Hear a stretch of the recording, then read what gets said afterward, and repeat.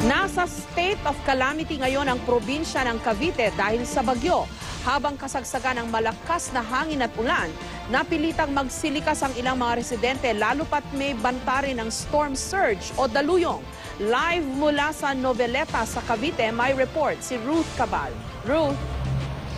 Jessica, wala pang kuryente dito sa buong probinsya ng Cavite. Ayon nga kay Governor John Vic Remulla, isa raw yan sa dahilan kung bakit niya sinailalim ang lalawigan sa state of calamity ngayong hapon. Pero ang good news, Jessica, signal number 1 na lang dito. At mula kaninang umaga dito sa Noveleta, puro mahina at pabugso-bugsong pagulan na lang ang naranasan natin. Mula Dalampasigan hanggang sa sentro ng lalawigan. Ramdam sa Cavite ang bagsik ng bagyong Glenda na siyang sinapol ng pagdaan ng mata ng bagyo. Sa mga lansangan ng Bacoor, bumungad ang mga puno at toldang tinumba ng hangin. Meron ding mga residenteng palakad-lakad pa sa kalye habang malakas na bumabayo ang bagyo. Pero dahil sa panganib, sumilong ang ilan sa ilalim ng footbridge na ito.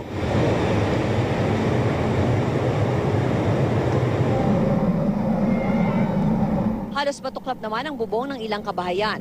Pero sa gitna ng masamang panahon, pilit na kinukumpuni ng ilang residente ang kanilang bubungan. Nagpakita naman ng katapangan ng ilang nakatira malapit sa dagat. Sa larawang ito, nakalusong ang mangingisdang ito para bantayan ang kanyang bangka.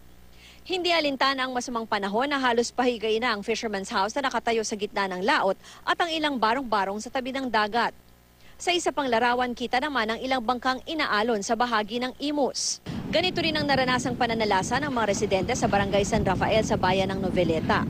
Pero sa kabila ng peligro, sinuyod pa rin ng mga otoridad ang tabing dagat para mailikas ang mga nakatira roon.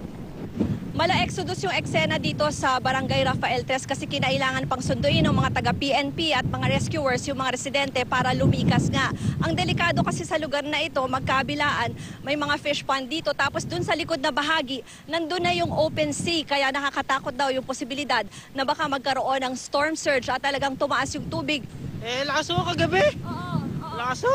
Kaya hindi nakalabas na agad-agad. Hindi kami makalabas, lilipad yung mga bubong namin. Pati dingding namin, ako nga pagapang-gapang doon papunta doon sa manugang ko. Pero sana kahapon umalis na kayo, kahapon Hindi po namin alam na babagsak na yung ulan. Umalingaw-ngaw naman sa San Antonio ang ingay ng sirena. Hudyat na dapat nang lumikas ang mga residente dahil sa pinangangambahang pag-apaw ng ilang-ilang river. Okay lang ho bumaha wag lang yung may hangin kasi nakakatakot to. Baka yung bubong namin, wala pa kaming tulog ngayon Kasi yung hangin nakakatakot, parang aangatin yung bubong. Mano-mano namang pinutol ang mga punong kahoy na bumagsak sa kalsada. Pag tumaas yung o umapaw yung ilog, kailangan po ay kailangan po maka-evacuate kami ng mga tao saka mga sasakyan. Sa bayan naman ng Indang, tumambad ang nasirang bubong ng Public Market at ng St. Gregory Academy. Sa ngayon, sinailalim na sa state of calamity ang buong lalawigan. Sa isang text message, sinabi ni Cavite Governor John Vic Remulla na walang kuryente sa buong lalawigan. Halos hindi rin madaanan ng ilan sa mga kalsada dahil sa mga nakahambang na puno at poste. Jessica, sa ngayong gabi, mahigit 170 na pamilya pa yung magpapalipas muna ng gabi dyan sa mga evacuation centers. Karamihan sa kanila, yung mga nakatira sa coastal areas at para makasiguro ay hindi pa muna sila binalik sa kanilang mga bahay nitong lokal na pamahalaan. Samantala, Jessica, sa initial report naman ng provincial government ay may 3 raw namatay dahil dito sa bagyong Glenda. Bine-verify pa yan at wala pa yan as of this afternoon dun sa official report ng NDRRMC dyan sa Maynila. Bukas ay patuloy naman na suspended yung classes sa lahat ng antas dito sa Cavite. Jessica. Liwanagin lang natin, Ruth, kasi sabi ni Governor Remulla, wala talagang kuryente yung buong probinsya.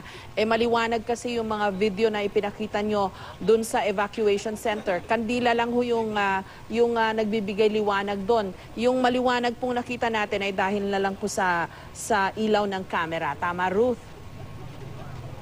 Tama, Jessica. Kaya nakita nga natin doon halos bawat isang kwarto, no, parang isang kandila lang ay for safety na rin yan na sakaling makatulugan ay hindi naman na matabig yan at mag-cause pa ng sunog. No? Pero marami rin namang nakabantay dyan na mga tauhan ng lokal na pamahalaan at maging sa DSWD dyan sa mga evacuation centers, Jessica. Okay, Ruth, sana lang maalala ng mga kababayan natin na nakatira dun sa barangay na pinuntahan nyo, yung napalibutan sila ng dagat, nandun sa likuran nila yung dagat, tapos napalibutan sila ng mga palaisdaan. Sana maalala nila na pagka mga ganitong panahon, kasi matagal namang nare-report natin sa media itong paparating na bagyong Glenda at may banta ng storm surge, sana maaga pa nagsilikas na sila.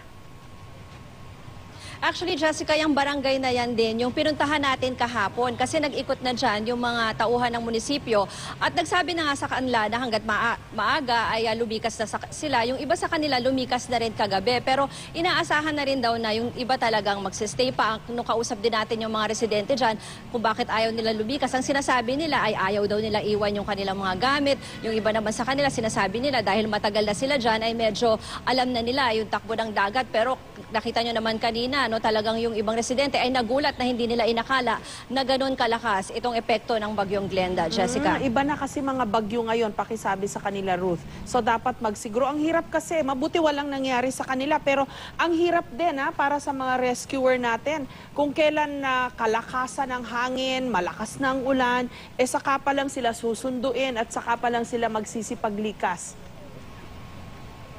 Tama, Jessica. Actually, yung area na yon malayo yung nilakad ng mga rescuers kasi hindi na nga pwedeng ipasok yung mga sasakyan kasi medyo malambot na yung lupa. Kaya kahit for the rescue workers, no, talagang malaki rin yung risk para sa kanila. Pero nandyan nga sila para gawin yung tungkulin nila na mailigtas yung mga kababayan natin, Jessica.